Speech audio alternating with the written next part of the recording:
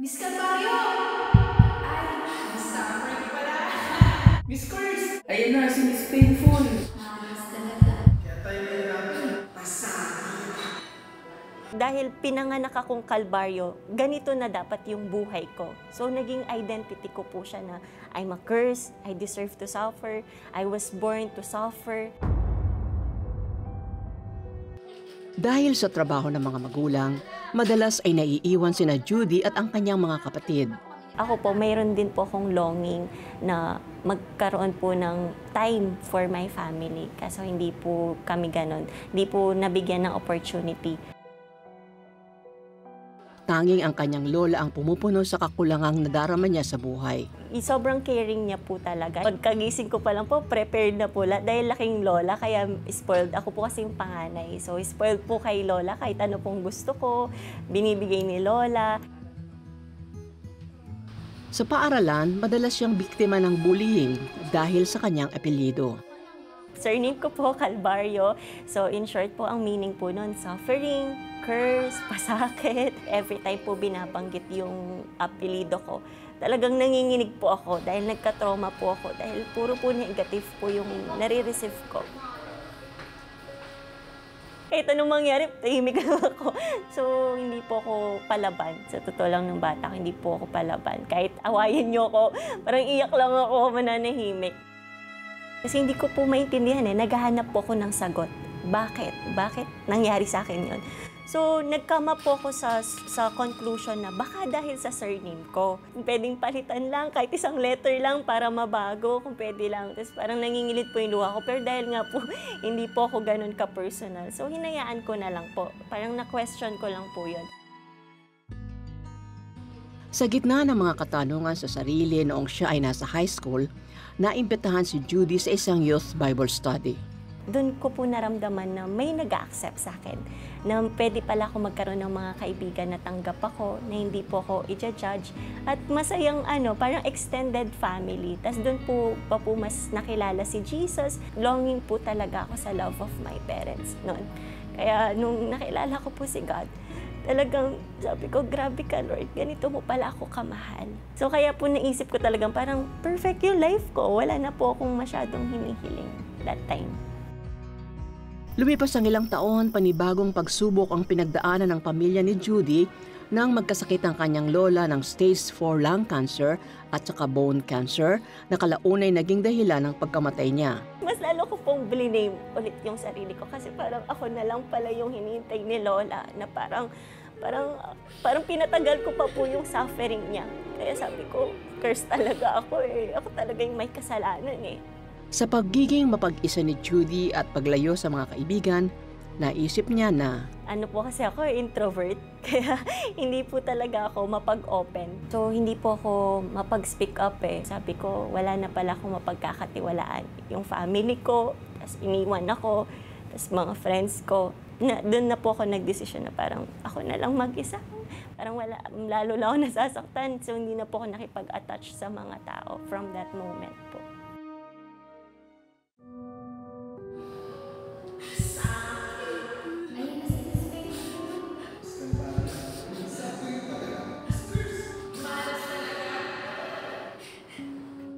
bukod sa mga pinagdaraanang sakit ng bullying ay pag-aaway naman ng kanyang mga magulang ang nasaksihan. If maghiwalay yung parents mo, anong reaksyon mo? Nasasabi ko, imposibleng mangyari yan. Kasi okay yung family namin. Ganun po yung nakita ko Parang wala namang problem Tapos bigla po may ganong news na marireceive. Kaya po parang sabi ko, anong nangyari? Bakit? Parang di ko napansin. Sinisip ko na po, kasalanan ko na naman po ba yun? Ayoko na pong pakinggan lahat ng nangyayari. Parang gusto ko na lang pong manahimik, gusto ko na lang pong mag-isa. Yung parang sobrang gulo na po. Bagamat nagiging malinaw kay Judy ang dahilan ng paghihiwalay ng mga magulang, hindi maunawaan ni Judy ang paglalasing ng kanyang ama. That time po magulo Laging nag-away, nagsisigawan.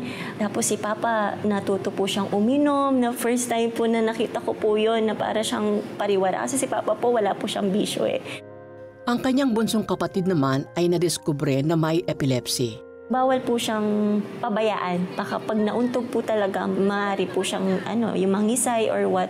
Dumating na po sa point na nawalan po siya ng hininga, hindi na po siya humihinga. Tapos ni-revive lang po talaga siya. Kasabay din nito, nanirahan ng kanyang tito sa kanilang tahanan. Kinailangang alagaan siya dahil sa sakit na lung infection. Ang isa pang dagok na kinaharap ni Judy ay ang pananakit sa kanya ng nakababatang kapatid. Dahil po siguro sa mga nangyayari po sa amin, yung puro sigawan, puro away, siguro po yung mga na-input po sa aming mga emotions. Naglilid po sila ng hatred, ng anger, ng darkness.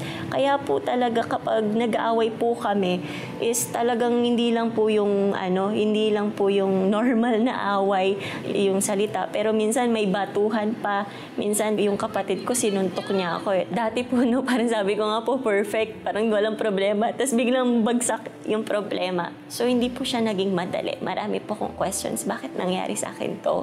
Bakit parang masama ba akong anak? Masama ba akong bata? Sa sunod-sunod na pagsubok sa buhay ni Judy, I started to blame God too. Lord, mabuti naman ako, sumusunod naman ako sa parents ko noon. Magaling naman ako sa school, ginagalingan ko sa school. Tapos wala naman po akong inaaway, na kahit inaaway ako, hindi naman po ako lumalaban.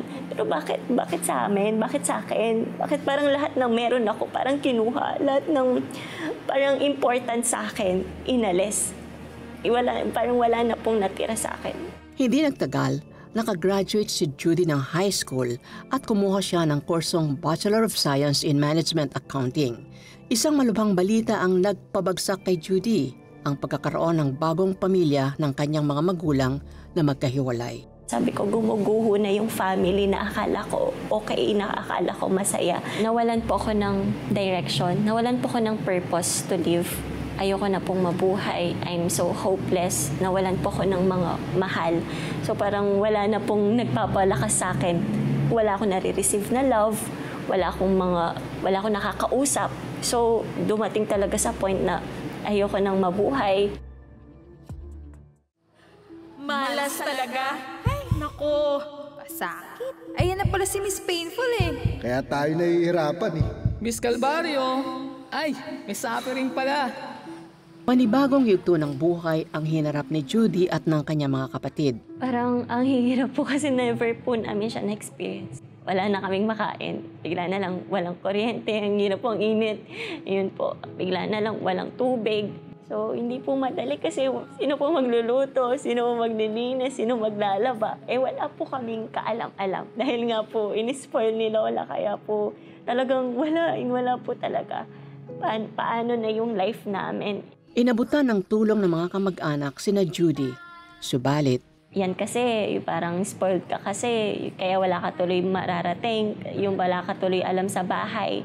Yung ganun po, sinisi pa po nila si Lola ko sa sa paano niya po ako palakihin. Yung mga nangyaring pagmamalait po sa amin, dumating po sa point na naisip ko, baka wala na talaga ako mararating sa buhay. Hindi ako magiging successful. matyaga pa rin tinaguyod ni Judy ang kanyang pag-aaral. At sa maliit na pamamaraan ay nag-abot ng maliit na tulong pinansyal ang kanyang mga magulang. Parang yung pera na lang po, para lang po mabuhay kami. Pero hindi para to enjoy life. Pero para lang, hindi kami mamatay sa gutom. Minsan po talaga yung sakto lang po pambili ng ulam, mga 50 pesos, ganun po. Upang punan ang pangangailangan ay sinikap niyang maging Dean's Lister at nagtrabaho bilang student assistant sa paaralan. So kahit papano po, nabawas po yung mga school expenses ko and even medyo may konting allowance po. Though hindi po siya sapat parang pang lang po siya talaga, pang trans po, ganun. Totoo lang, wala po akong hope for the future. Wala po akong wala po akong dream. Totoo, wala po akong pangarap magka-asawa, pangarap magkaanak. Kasi gusto ko na lang po talagang mamatay pero hindi ko lang po kayang kitilin yung life ko. Parang nagsusurvive lang po ako. Parang hinihintay ko lang po kung hanggang kailan ako mabubuhay. Upang mailabas ang kanyang nararamdaman, isinulat ito ni Judy sa dingding gamit ang musika. Sa wall ko po, sa kwarto ko po, puno-puno po yun ng curses na mga mura. Tinawag ko po yung wall of curses So puro po siya, mamatay ka na, you are a curse, parang deserve mo to, mamatay ka na please. Kaya tayo Calvario! Ay, Miss Suffering pala. Miss Curse, ayan na si Miss Painful. Sa pag-asang makakaahon sa pinagdaraanan, may ilang nagmalasakit na mabahaginan siya ng salita ng Diyos. Dahil po binis ko yung paniniwala ko kay God sa mga nangyari sa akin. Kaya naisip ko pong baka hindi totoo si God. Lord, ayoko na sa'yo. Hindi ka naman totoo. Ganun. Kaya sobrang hard po ng puso ko nun. Ayoko maniwala. Biglang mararanasan ko to. Bakit inalaw ni God yun? Totoo lang, parang di na talaga ako naniniwala. Blame ko talaga si God. Kahit yung word na Christian, ayoko pong marinig. Yung ganun. Yung word of God, ayoko pong naririnig. Sa isang pagkakataon, isang college professor ni Judy ang nagbahagi tungkol sa Biblia. Dahil nga po 5th year na kami, ang sinishare niya lagi, mga encouragement that the Lord has planned for you. Ako, that time, ayoko nakakarinig ng word of God eh. Pero wala po choice kasi nasa room po ako. Kahit gusto umalis, bawal. So, dahil po wala po akong choice, naririnig ko po. So, pakonti-konti po, yung word of God, pinapalambot niya po yung puso ko. Yung word of God, binibigyan niya po ko ng faith. Na parang, may plan ba talaga si Lord sa buhay ko? There's just power.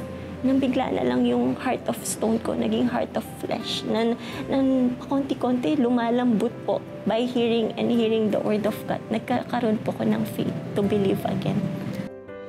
Unti-unti ay naranasan ni Judy ang presensya ng Panginoon sa kanyang pagbabasa ng Bible. So gusto ko po ng pagbabago, gusto ko ng change. So nung umalis po ako kay God, mas anong nag-worse yung buhay ko. Akala ko, nung umalis ako sa kanya, pag-alis ako sa kanya, mas naiwas na sa problema. Baka naman, kapag nakilala ko ulit si Lord, baka naman may magbago. Kaya tinatry ko po siya, Tapos hanggang sa, ayun na po, si Lord, bigla na lang po niya ako ulit, niyakap ulit, tinanggap.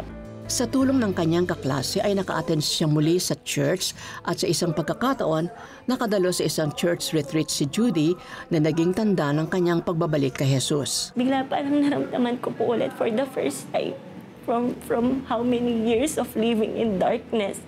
Naramdaman ko po ulit yung love niya na nakakapagpalaya. Love niya na nakakapag-comfort, yung may peace, yung may joy. Yun, first time ko na lang po ulit maramdaman yung ganun. Lumuluhod ako sa cross, umiiyak. Iniiyak ko lahat talaga ng pain ko, ng mga nangyari. Ang laki po ng dinadala kong sama ng loob. Pero parang lahat po ng yun, hinil po ni Lord. Sabi ko, Lord, wala man yung hem mo ngayon, pero just one touch of this cross, I will be healed. Sa naranasang paghilom at miracle ng Diyos, nalaman ni Judy ang isang mahalagang katotohanan na maialin tulad sa kanyang apelyido na Kalbaryo. Yung cross of Calvary, sa ibang tao, ang meaning nun, shame. Sa ibang tao, ang meaning nun, suffering. Pero kay Jesus, iba pala po yung meaning niya. Meaning po, redemption. Na hindi po ako cursed, na hindi po ako pinanganak para to suffer. Pero pinanganak po ako para mahalin siya, para mahalin ako ni Lord, para i-redeem ako yung life ko, no, para makasama siya sa buhay na walang hanggan. Sa pagbabago at paghilom ng Panginoon sa buhay ni Judy, ay nagbukas ang kanyang isip para patawarin ang pamilya at ang kanyang sarili. Doon ko mas nare-realize na si Lord, pinatawad na niya ako eh. Mahal ako ni Lord. Hindi ako kinokondemn ni Lord sa mga kasalanan ko. Grace po talaga. Kaya doon po nag-start na pakonti-konti. Natuto po akong mapatawad yung sarili ko. Pero once na bumalik po tayo kay Lord, grabe po yung pagtanggap niya ulit. Wala pong halong condemnation, pero pure love lang po. Kasabay din ang kanyang pagbabago ay aktibo niyang ginagamit ang kanyang talento sa musika para magbigay puri sa Diyos. Mas masarap po pala kapag yung mga sinusulat mo, yung pag nag-worship ka ay para kay Lord. Mga songs for the Lord. Akala ko po na wala po sa akin lahat. Pero si Jesus po pala, okay na, sapat na. Sa isang pagkakataon, lang maibahagi niya ang kanyang testimony sa church, ay nakilala niya si Ron. Tinamaan talaga ako doon sa part na broken family. Galing din siya sa broken family. And ako din kasi broken din yung family ko. So parang ako, meron palang iba din nakakaranas nung naranasan ko. And first time lang daw po niyang umiyak. Parang unang beses pa lang niya po ako makita, napaiyak ko na po siya agad. Yung pero ano naman po, na-inspire. Simula noon, unti-unting kinikilala ni Judy at Ron ang isa't isa. In-approach ko siya para pa-joke kasi para hindi po siya ma-awkward. Para ma-feel niya na welcome po siya sa leadership. Para nagkaroon ng time para makapag-usap. Nung part po kami parehas ng music and arts ministry. Nakaka-amaze doon kasi dapat breakfast lang, no? Sabi ni Judy, pwede bang pati lunch libre mo na ako? So sabi ko, sige, go lang. Tapos ako naman talagang bigay ako ng bigay kasi parang nagpapasikat ako sa kanya. Sa panahong ito, naging malaking bahagi sa buhay ni Ron at Judy ang church pastor at mentors. Sinabi ko na nagugustuhan ko nga si Judy. Ang nakakatawa doon, yung pastor ko sabi niya, kahit di mo pa sabihin, alam ko, siya na yung ina-admire. Maraming mga advices si pastor, sabi niya, huwag kayong magliligawan sa chat or sa text. Sabi ko, Lord, marami naman po dyan, pero kayo na pong bahala kung sino po yung para sa akin. Pero, Lord, andyan po si Judy Angel Calvario.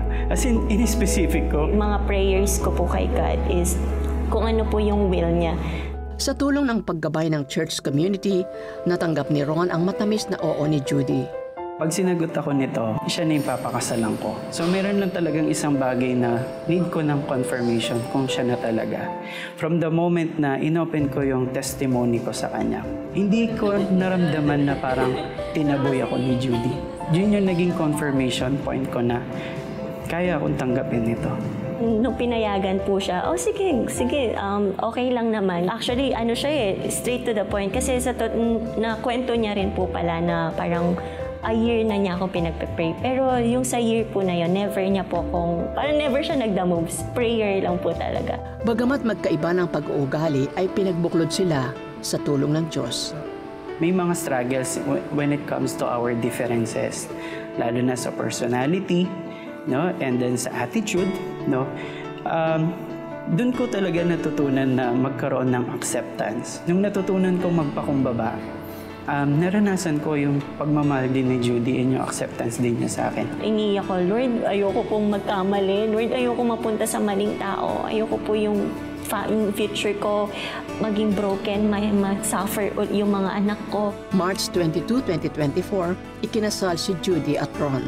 Pinana-amaze lang po din ako is from being, parang siya po yung first boyfriend ko. Tapos siya rin po pala yung last boyfriend. Ngayon po, asawa ko na pa. Yun po, yung marriage po namin, I would say it is a miracle po. Habang tinitingnan ko po siya, napapaluha po talaga ako kasi pag nakikita ko po siya, nakikita ko po talaga yung grace ni God. Kasi po, hindi ko deserve to, Lord. Hindi ko deserve yung ganitong love. Hindi ko deserve kung anong mga meron ako ngayon.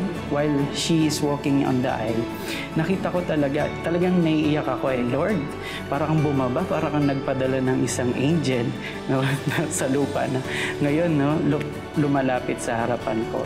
Sa kasalukuyan, aktibo si Judy na nagbabahagi ng salita ng Diyos sa mga kabataan at laking pasasalamat din niya sa Panginoon. What I am most thankful of po is si Jesus po mismo. Kasi po kung wala si Jesus, I am nothing. I am no one. Yung pumunta po siya para bigyan niya po tayo ng buhay na sagana at kasiyasiya. Truly, talagang kailangan si Lord is the center of all. Sa marriage man yan, sa business, or sa anumang relasyon, talagang kailangan ang meron tayo, ang bawat isa, tunay at maayos na relasyon sa Panginoon. Lord, ang buti mo. Ang buti mo talaga, Lord. Sa life ko, sa akin, sobrang mapagmahal ka. Kasi po si Ron po, grabe po yung kindness niya, grabe po siya magmahal, grabe po siya mag-serve. I am Judy Angel Calvario Mendoza, a daughter of God.